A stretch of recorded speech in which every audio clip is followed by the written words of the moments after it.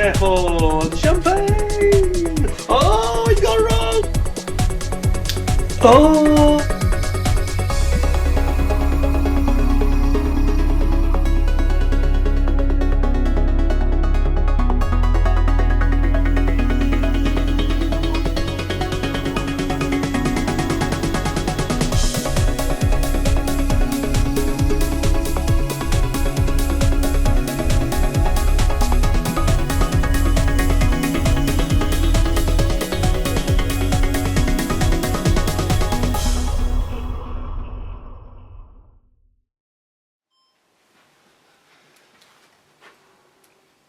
Hello folks, welcome back to the channel. Thank you for joining me once again. You are always most welcome. Well, here we are. My favourite job of the year. Christmas dusting. Yeah, getting rid of the Christmas snow. You can probably see if you look over to the left, certainly on this camera, you can see I've got the Beatles, my traditional thing. I have the Beatles. I always used to watch Help at Christmas when I was younger. I seem to have it on every Christmas almost, but so my tradition is I have the Help movie, can't have the sound on obviously. The Help movie is playing with the Beatles in the background, and I'm going to show you some dusting. Now, since I mentioned this, I thought actually when I put that last video out that it was maybe a little bit boring. Sorry, I'm just realising I'm not on both cameras now. Maybe it was a bit boring for some of you. Some of you have seen that before and it wasn't hugely different from the videos I've done before talking about it. But I forget that I've got a lot of new subscribers on the channel. This is the 10th year on YouTube. It was actually the 23rd of May 2015 that my YouTube channel started. So I've had 10 years of YouTube and quite a few newcomers in the last 12-18 months in terms of new subscribers. And a lot of you haven't seen it before, I don't think. So yeah, I got more of a positive reaction. I thought people said, I've seen this before, this is boring, isn't it? No, I got a very positive reaction to it. So several questions have come from you, the viewers, asking about how it's done and certain elements of it, because obviously you've got the same problems as me. Quite a lot of you will have, especially if it's not in a cabinet, it'll be even worse. And quite a few of you have been asking things like, how do you get the dust off some of these parts, the very fine parts, and how do you go about it? Because they're very delicate, let's face it. I famously, this is a true story, this is remarkable in a way, but on the day of 9/11, sadly, I used to have, before I was married I had a lady come in clean for me, only about once every 3 weeks, it wasn't that often, but this is before I had proper model cabinets. I did have a cabinet with some models in, but quite a few were around on shelves and things, over the mantelpiece, over the fireplace and that kind of thing.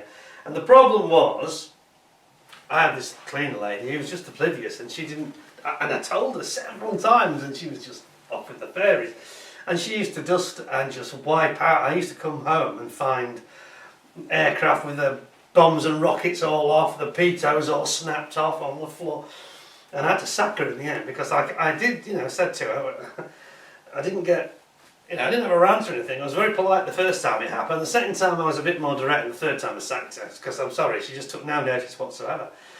And it is tricky, to dust around these models. So let's get started anyway. Without further ado, my cleaner problems. Went out and got a wife. Oh, that was very misogynistic. Oh my God, my wife's going to kill me for saying that. I didn't mean it, I was just joking. I did quite a lot of dusting myself, as you're about to see. Anyway, yeah, I didn't have any more cleaners after that. But that was actually on the day of 9/11 that I actually sacked her, and that's why it sticks in the memory actually. It was in the morning at an appointment with her boss came round at about 9:15 in the morning. I had this meeting and she said, oh well, we'll get somebody else for you, So she didn't lose the job. Don't worry, she didn't lose the job, she just lost doing mine, that's all. I'm sure in some other houses she was very good at cleaning, she's just a bit clumsy, And we can't have that when we've got such delicate things you spend many hundreds of hours on, so let's talk about it. So I've got these cabinets, this one is the sliding one, the other cabinet you've seen is the one that opens out. So I'm just going to slide, I haven't done anything so far, I've still got all this dust here. So I'm just going to grab a couple of examples that are tricky, perhaps a figure or two. Shall we get a figure? And I think we'll get Sharky Ward's Sea Harry because that's got a very delicate pitot on it, which would be very interesting. What I'll do, I'll zoom you in, you can see what's going on. I've got my little blow brush, I'll zoom in there in fact. I've got my little blower brush, see? I've got two cameras working here, so bear with me. So this is a photographer's, they call them a puffer brush. If those of you that are married, your wife may have something similar for makeup. As long as you make sure there's no eyeliner or mascara on the actual the brush filaments, the hairs of the brush, then you could probably use it, especially if you've got a new one. You can purloin, perhaps don't tell her. Oh, what am I saying again? I'm going to get in more trouble now with other people's wives. But this is ideal because it's so gentle, you know, it's very, very gentle. By the way, yes, I'm wearing the gloves, and absolutely for very good reason today. I just want to say, I'm talking to you on the 15th of December, I'm filming this. Right in the middle of December, and I've never known warmer weather than this in December. I can't remember it being this warm in December ever. It's very, very wet though. We've got this Atlantic low and it's constant rain. But I've had to switch off the central heating this morning, first thing, because it was just, we were melting. So it's very, very warm, and you don't want to get any sweat from your hands onto these beautiful kits. And this is what, I know I wear the gloves perhaps more than I need to sometimes, but I am very paranoid about it. When I'm building, I use them. Essential, absolutely essential, especially when you've got some of your finest work as I've got here. Anyway, let's get on with it. So I've zoomed you back, so it's open now. I'm going to take out my Sea Harrier with great care. Whoa, that actually came up with a bit of a ping. It's like it had really stuck. I'm going to pop that there for a second.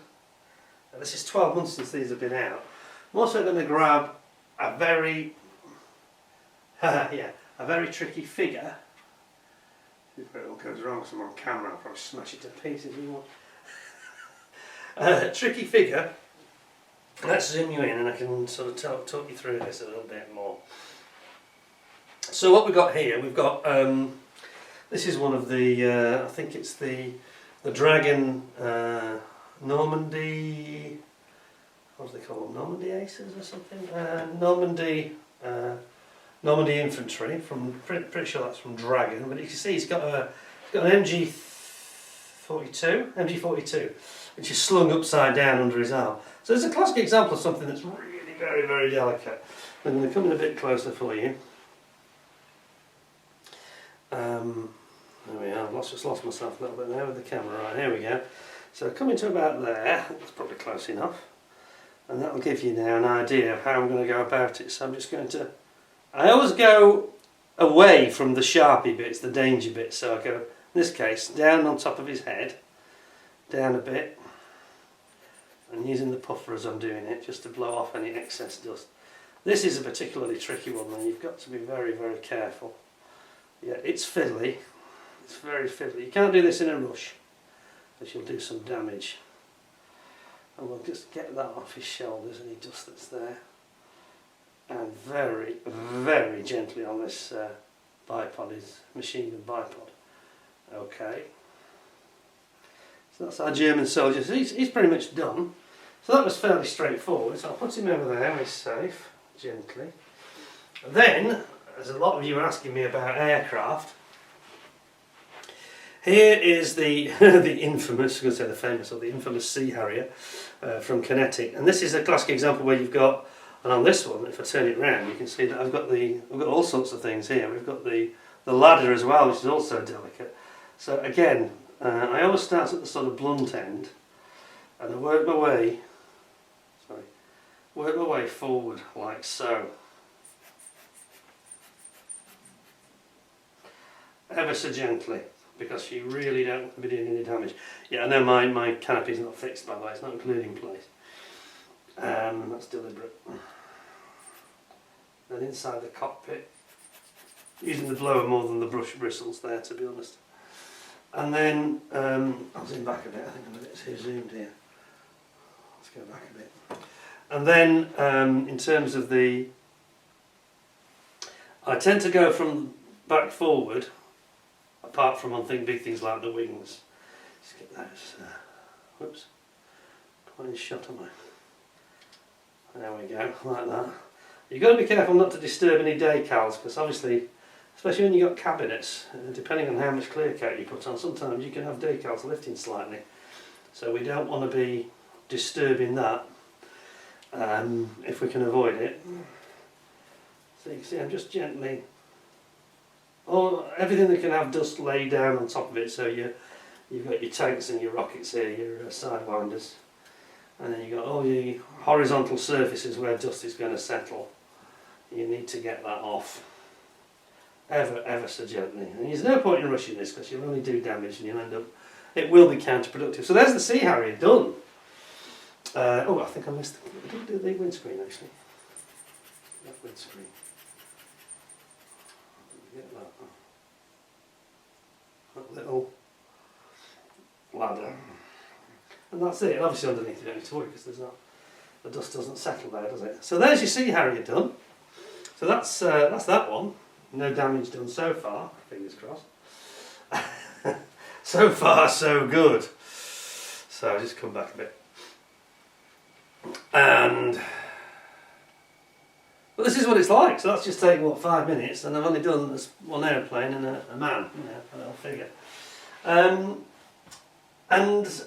let's talk about having the gloves on. It's especially important when you've got some of these racing cars here, where you've got very high finishes, gloss finishes. Especially a day like today, it is quite clammy today. It's very strange.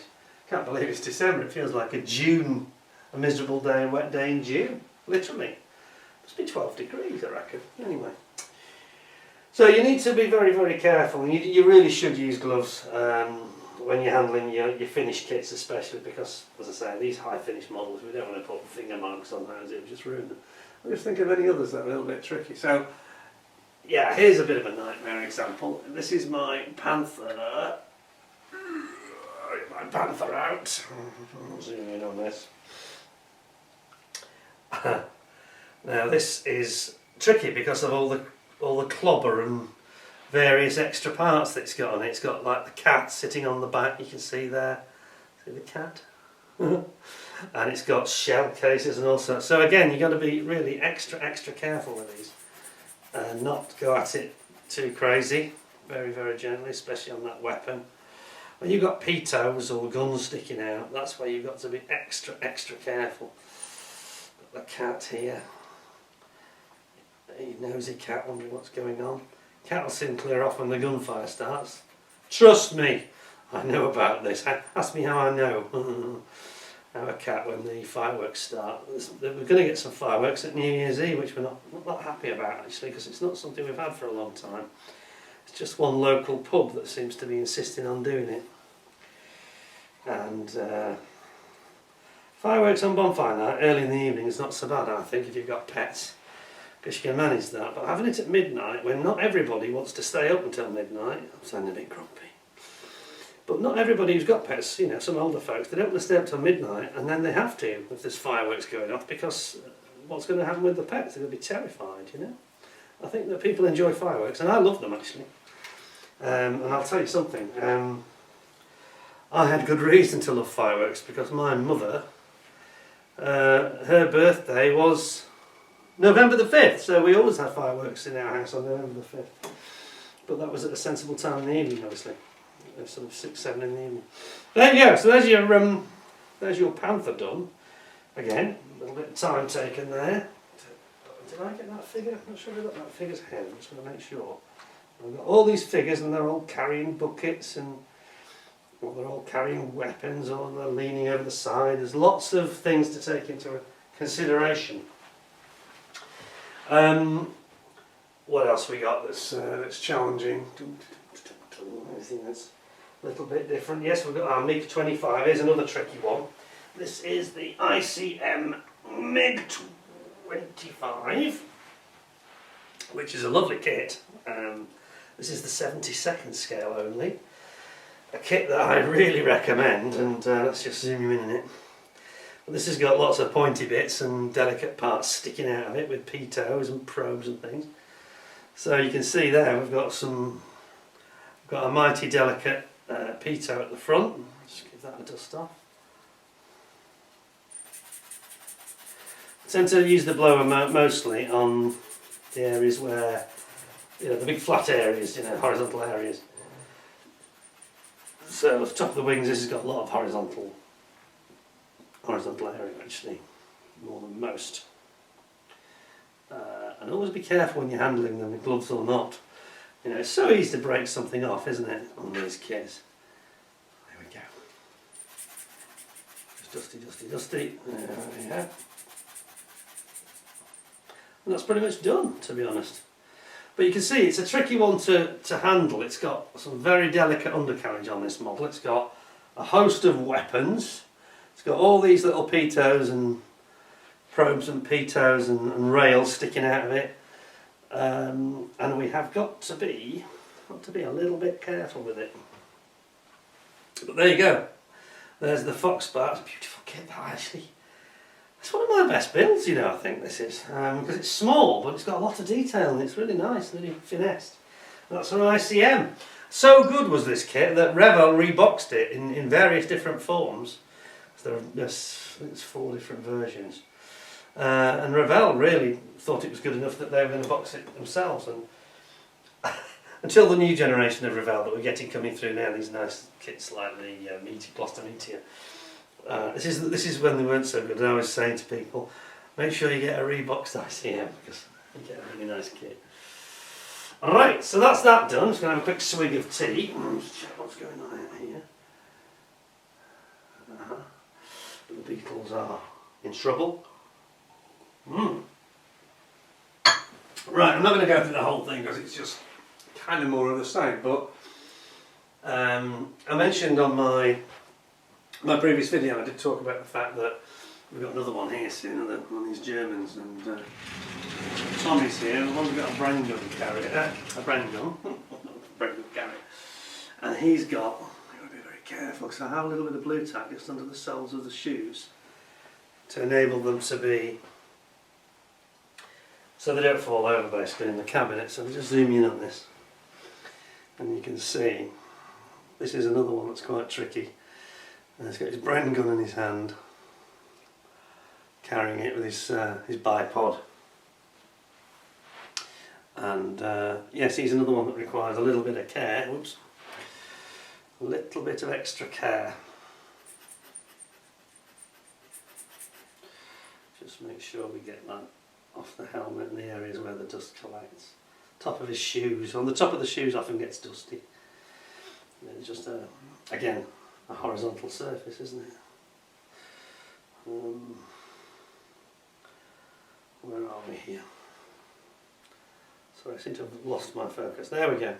So just get those shoes a little bit of a waft. And yes. So when you've got figures and you know anything that's a bit fiddly like this, you just got to take your time. There's no point in rushing it really. It's a time-consuming business, you know. Although I've just noticed, despite being Christmas, we haven't got any Christmas lights like we've had previously. We normally have them strewn along here. I'm not quite sure what the wife's been up to here. She might say it's because you've got all the Christmas lights in your modelling lab. Because I have got quite a few of them in there just to lighten the place a bit, which I quite enjoy at Christmas.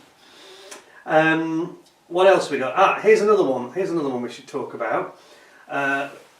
It's the ICM T34. Now, I mention this because it's a classic example of a tank, another one you've got to be a bit wary of when you're doing dusting. A tank that's got a very fine aerial on it. Can we see this? Now, check out this aerial. Can you see that aerial? Like a whip aerial. It's a very interesting angle, I have to say this is. See it? Now with these you've got to be super careful with your duster. You definitely don't want to go charging in on this one too heavy. So just dust around the area that's got the aerial. And don't go whacking into it. Also got some towing cables which are a little bit delicate on this kit as well. This model I should say. I was called a kit, even though once they're built they're not a kit anymore, are they? Bad habits.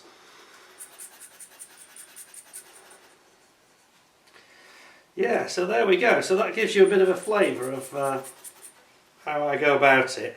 I mean, there's other ways of doing it, of course. You could, some people, not sure I'm keen on this, but some people will use, and it does depend on the models. If you've got a lot of cars, for example, One option would be to use like a photographic compressed air blower. You can, you know, like the photographers use for anti-dust, anti-static blowers. You get them for keyboards as well, can't you? The trouble is they're quite aggressive, you know, and I mentioned cars, something like that, generally speaking, are going to be okay. Maybe not so Formula 1 cars, with lots of little bits on them that are very delicate. But not so suitable for your figures. You're going to blow things off because they're quite powerful. It's a real gust of wind comes out of those. So you don't want to be doing anything that's got too much, you know, hurricane force wind. It should be gentle, the process, really. So there we've got a bit of a selection. We'll just get a car out. We'll get the Lotus 79 racing car, the Formula 1 car, because this is a classic example of a tricky one. This has got a lot of horizontal surface to it. See if I come out of the shot, it might be better. Lots of horizontal surface, and it's black, which is like the worst of all worlds, really. So I don't know if you can make out the amount of dust it's got. It's not huge, but it's definitely there. I can definitely see a very fine coating of dust on it. So this is going to need to be given the... And this has got a lot of very fine fancy decals on it as well. And I don't think I top coated over them, so I've got to be extra careful with this. So I sort of waft it first and then very gently. And again, because these are decals, they are quite delicate. Got to be a little bit extra careful with this one.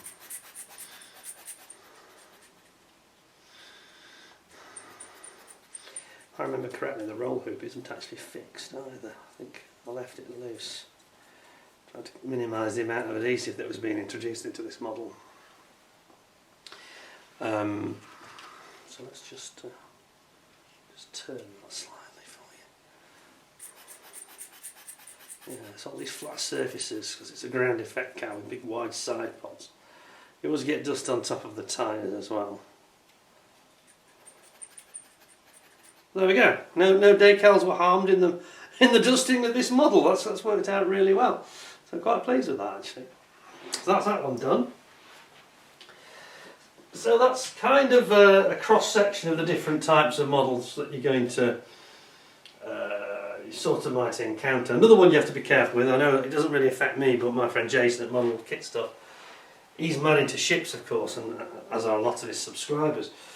They're tricky, aren't they? Because they've got a lot of masts, they've got rigging, they've got railings, you know, and they've got aerials and all manner of stuff. I mean, that's probably the trickiest model application for dusting of the lot, I think. So be very, very wary if you're doing any model ship dusting, because you're going to have to be extra careful with those. I'm just trying to think. We've got one here, they've got the Scorpion, another one that's got aerials, which is probably worth showing, because it's got twin aerials, so this is probably another example of one to be a little bit careful with. So let's get the zoom to work. Come on, zoom, you're working alright 5 minutes ago. There we go, twin aerials, you see. So again, you've got to be jolly careful with stuff like this. So again, we'll just sort of skirt around the area where those aerials are.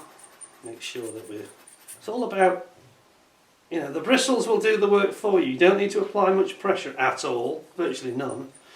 Just let the bristles rest into those areas where you're going to experience some build-up of dust, any little rails or flat areas. And that's done it. So that's our Scorpion all done. Sorry about the rather poor lighting. I'm going to put some more light on here, actually. Just a little bit more light. Just grab my light and I'll give you... There we go. You can see now that it's kind of dust free now. That's better, isn't it? Scorpion. Right, so there we go. FV101, nice one that is. So what I do, obviously, as you can see in the background, I'm now basically putting them all out. Sorry about the zoom in and out. It's just the way it is. So I'm putting them all out on an area, clear the table. It's our dining table, basically. Clear the dining table so you can have a nice big area to put them out without cramming them in too much. Because you don't want to have them banging into each other. No point in being super gentle with your dusting and then whacking them into each other and breaking parts off. So the other thing I was going to mention rigging, and I haven't really got any examples in this cabinet. In the other cabinet I have, so I'll perhaps show you that on a different sitting, and I'll probably call it a day here because you've probably got the idea, got the flavour for it. But in the other cabinet it's more tricky. We've got quite a few models with aerial rigging, which is even more delicate and dangerous in terms of the way you go about it, really. And you really need to take a bit of extra care. So I'm now going to just carry on here, and then I'm going to basically remove all the items, which will take a lot of time, especially when we've got all these little cannon shells. We've got boxes with cannon shells in. You know, just give them a cursory, a quick brush, and then we've got the little figures. This is one of my favourites. It's an accurate model of our former pet cat who we lost sadly, Scampy. In fact, we're just coming up to the anniversary of when she passed away. She was attacked by this is a strange story. She was attacked by an eagle owl, a huge bird predator, and it attacked not only her but it attacked 3 cats. She died of her injuries but didn't die straight away. Sadly, died in the vets after about 5 days. Next door neighbour's cat was killed about 2 weeks later, just at New Year. Wasn't found for about a month, 6 weeks, and that got ripped to pieces by this. It was horrible, absolutely horrible. Anyway, they're not an indigenous species. It was released. Somebody released this thing locally, and it started to attack all the local cat population amongst, well, anything. It was attacking dogs allegedly as well, small ones. If you've got Pekingese or anything like that, you're in real trouble. And it's a long story. I might tell that story actually in another episode, perhaps on Peter Goes Rogue. It's something that might be worth hearing. It's most unusual. And how we discovered it, and how I did a bit of a Sherlock Holmes job on it, I've got to be honest. That was, yeah, it wasn't easy to track down what had happened. But anyway.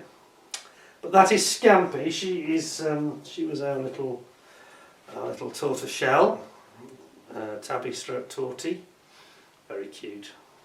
Very, very cute little cat. And this has even got the markings of her markings. And it's very accurate, the actual markings are taken from photographs. Turn it around, you get the other side of her. You get to see,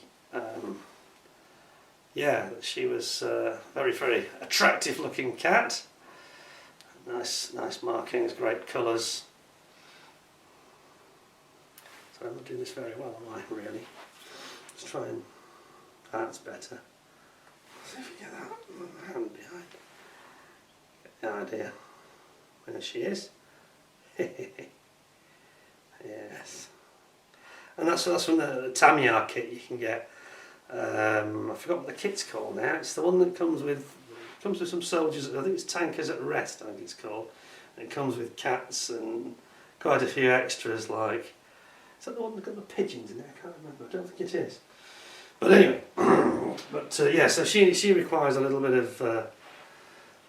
of respect as our puss. So I just give her a little gentle. She's sitting on a load of 75mm shells for the panther, actually, of all things. Anyway, zoom you back. There we go. So we got off the subject completely there, talking about cats. I mean, did you notice the other cat? That was our other cat, Purdy, the one that's on the panther. Let me show you that. Just for the cat lovers amongst you. Let's just zoom that in, because then you can need to lose that cannon shell anyway. It comes off. I'll do it separately, make it easier, won't it? Do you know, I'm standing here, I'm absolutely sweating. It's really warm. It's almost like a summer's day. It's weird. I just don't get that in December. That's very unexpected. And I'm not ill, I promise. So let's get you... This is Purdy. Purdy was our little tabby cat. But she also had some tortoiseshell in her as well. I don't know if you can tell this. The lighting's not that brilliant. Let me just get some better light. You get a lot more benefit from this if I actually showed it. Like so. There we go. You can see the colours, can't you? And it's a very accurate representation of her markings, you know, done from photos. So she was a naughty puss. She wasn't an aggressive cat, but she used to get in all sorts of trouble. Very inquisitive. Typical curiosity killed the cat scenario, you know. And she got sick and died after being attacked by the neighbour's cat repeatedly. She had to have stitches and she got a stomach problem. And anyway, I'm going off the subject. This is supposed to be about dusting, not pet cats. That is perhaps for another programme. But anyway, you can see how fiddly these things are, can't you? You've got these tiny, you know, you've got the cat's tail there. You've got to be gentle when you're sort of attacking them, trying to get the dust off. Just take your time. There we go, I've got two of them there, different. Both our cats, there we go. Our former cats. So that's where we're at. So I'm going to now just complete the job. It's going to take. It takes about 2 hours to do this, but about 2 hours per cabinet, approx. The other one's actually slightly worse because it's got more figures in it. And it's got an extra shelf. It's got 5 shelves, not 4. So there is more in there. But yeah, so really you just got to, you know, pace yourself. You need to have it needs to be quiet. You don't want people walking about, any pets or children or wives or whatever wandering around while you're doing the job, because you don't want to, you know, you don't want to disturb the dust. If you've got a cabinet like me, you need it to be as calm as possible and as cool as possible would be better. Because once you start to clean the glass off, then you're going to need to have, you know, you need time to get these pieces back in once they are dusted. So I take them out and dust them first, then I let it settle, and then I attack the cabinet, and then once that's done I try and get them back in there as quickly as possible. Because the longer you have those doors open, the more you're going to get tiny bits of dust starting to build up, and you will spot it if you've got that sort of OCD eye, which most models do have, let's be honest. So there we go. So that's where we're at with the dusting. This is cabinet number 1. Cabinet number 2 is out in the hall. We'll probably do a separate show on that because we can talk about the rigging and things. So that's it for now. So I hope you thought it was interesting. Thank you very much for watching. Hope your dusting goes well. You don't break anything. I break a part off something every year. I don't think I've ever had a year when I've not broken something, because there's just so many pieces and there's so much chance. You know, the odds are stacked so heavily against you that you are going to have to do some repair. So I usually have the glue, which I haven't actually got out. Normally I have the glue here, just out of shot. You know. But it gives you an idea what's involved and how to get around some of the pitfalls. You know, but take your time. It's lesson number 1. Make sure you're on your own. You haven't got any traffic coming and going. You know, in terms of people walking past, and just pace yourself and make sure you've got something very gentle to do the dusting with, like that, and you'll be okay. I think you'll be okay. Anyway, I'm going to carry on now. At least I'm doing this. I'm not doing it on Christmas Eve like I have done in previous years. Very last minute. There was one time when I actually finished on Christmas morning, and I got up at something like 5:30 on Christmas morning, and took 2 hours to do it before my wife got up, because I knew that otherwise I was going to be so in the way, and then once she gets up, there'll be her back and forth traffic, you know, and I'll be very unpopular. So I'm doing it. I've got 10 days to spare here, so hopefully this will all be done and dusted well before, a week before Christmas. Thank you for joining me. I hope you thought it was interesting, and come back and rejoin me when I do the other cabinet, and I'll show you some other issues and different techniques. I've got slightly different problems, if you like, with that cabinet, which are unique to that one. All will be revealed. Until then, thank you very much for watching. Stay tuned. Don't forget to give us a like, give us a thumbs up, and thanks very much for watching. Until next time, stay well, stay safe. Thanks a lot. Bye for now.